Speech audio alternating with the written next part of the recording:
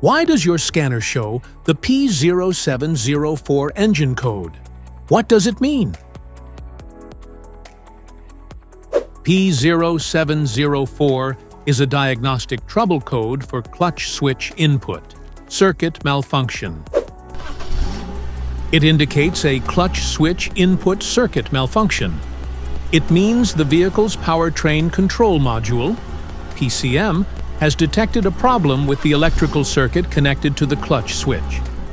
Under this circumstance, stop driving and repair your vehicle immediately. So, what causes this imbalance? Here are the most common culprits. This code is caused by these possible faults in your car. Faulty clutch pedal position sensor. Wiring or connector issues. Blown fuse. Faulty ECM. Clutch pedal misalignment. Poor grounding. Contamination or debris. Each DTC code corresponds to a specific issue in your vehicle.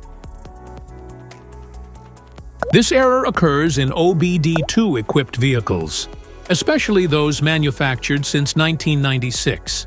It is commonly found in Ford, Toyota, Mazda, Honda, Chevrolet, Volkswagen, Hyundai, Kia, Jeep, Nissan, and Subaru.